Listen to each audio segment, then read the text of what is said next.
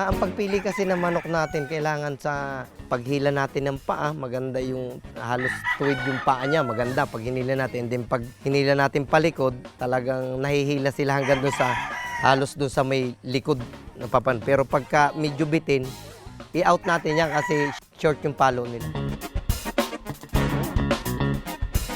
Kasi itong mga manok natin, nasubukan na natin sa mga laban kasi iba't iba mga kasabong natin kanya-kanya rin ng diskarte pagdating sa paghahanda. Sa akin kasi simple lang. Araw-araw kasi gumagamit ako nito multi. Ito ginagamit ko ito, pinapapatak ito 3 dap pagka umaga. Pagkatapos natin ng pakaskas, dinadrop ko yan ng 3. And then kahig sila and then spar. Araw-araw kami nag-i-spar kami ng manok. Ano lang, pag nakadalawang kontak, awat, kahig, yan. And then, isa pa ulit, kahig uli, kalakad. Sunod na araw, iba na uli yung gagalawin natin. Lalo na stag.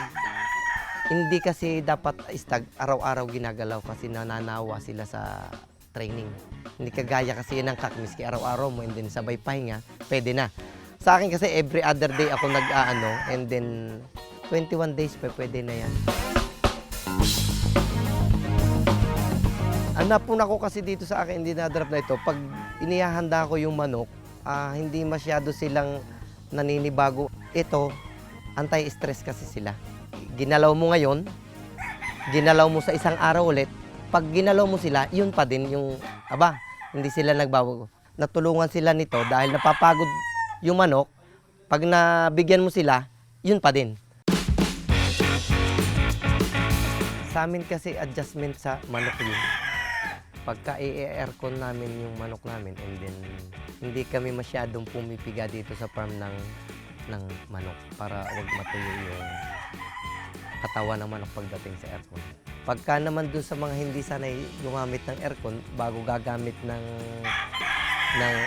aircon pagdating sa labanan kasi walang kakaos na aircon, alalayan na lang ninyo yung ating manok.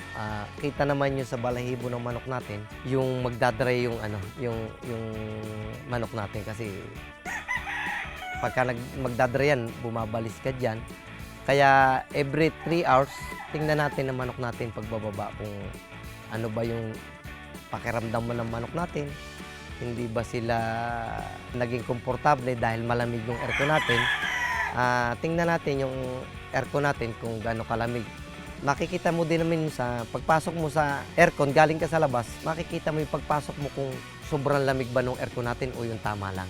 Sa pointing ko sa Gilmore ko, may laman ang baluna niya pero wala yung butsi niya. Sa sweater namin, sweater Gilmore, pag may crosses siya ng Gilmore ko, pwedeng empty siya. Pero pagka pure nilalabang ko Gilmore, may laman lagi yung baluna niya. May konting laman. Yung kelso ko naman, kahit pigain mo siya ng empty, maayos din siya. Hindi naninibago. Kagaya din siya ng sweater or pagka na-cross mo sila sa ibang bloodline, kahit empty, sa aking pag-aaral, hindi ko ini-empty yung aking Gilmore. Sinubukan ko yung Melsim ko na siguro mga 4 years na nag-click din. Pero Gilmore din yung kabangga niya. 50-50 siya ng Gilmore ko sa Melsim Black. Ang ko dyan, may laman din yung niya. May laman din yung balona niya. Parang Gilmore siya kasi sa akin kasi hats din yung yung ating Melsim. Pagka in-empty mo siya, masyado siyang at nagkagirian sila, medyo nawawala sila sa focus. Nagiging mainitin pag minsan ng ulo and then pag nakakita na nagkagirian sila, hanap sila ng matutuka. Hindi kagaya ng pagka may laman sila, ang tendency nila nasa kalaban. Ang fighting style kasi ng Melsim ko masyadong maraming bumigay ng palo. Yung Gilmore ko, isa, and then pag tumama, didikdikin ka nila. Kaya pinag-cross ko yun para maging match yun sa tingin ko mag-match yung dalawa. Yun, nag-click naman sila.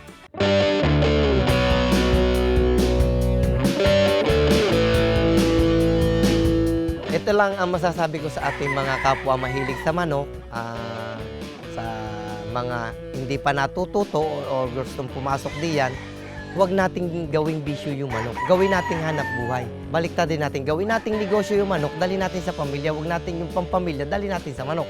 Kasi doon tayo magkakatampuhan kayo ng iyong pamilya. Kasi yung para sa pamilya, doon mo nadadala sa iyong hilig sa manok. Baliktarin natin yung gawin nating negosyo yung manok, itulong natin sa pamilya. Doon sa mga nagsisimula, gawin nating negosyo. Hindi gawin nating bisyo.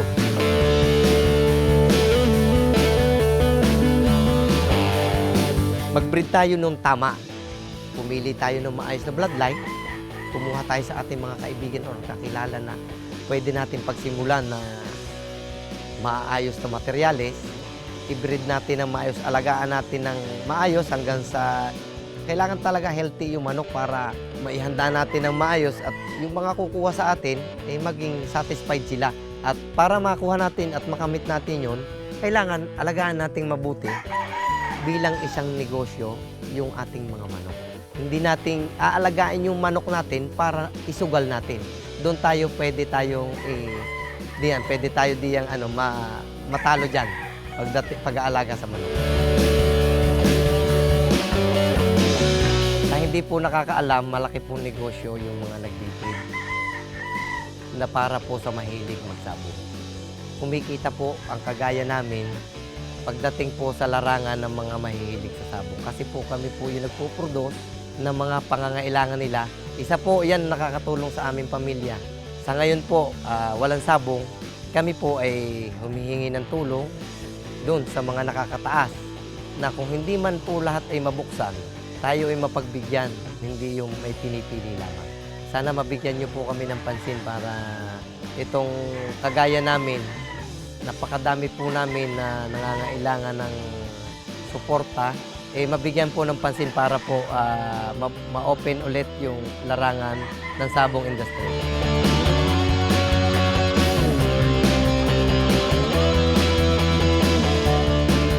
Lahat naman ng manok, pagdating sa labanan, may talo, may panalo. Kahit pa winning line yan, pag malas ka, kahit pa sino ka, kaya kang talunin. Ito lang masasabi ko, pagdating sa mga bloodline, kanya-kanya tayo ng bloodline na maganda, subok na natin. Ang mga subok ko na narito na bloodline is Kelso, Sweater, Golden Boy Sweater, 5K Sweater, Gilmore. Sa mga gusto po pumunta or mag-inquire sa mga manok ko, tawag po kayo sa 0926 4826 282.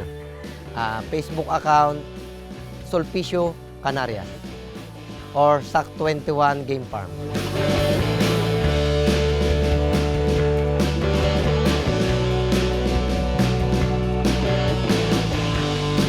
Sa mga gusto magsimula sa larangan ng pagmamanok, panoorin at subaybayan itong mga YouTube channel na to.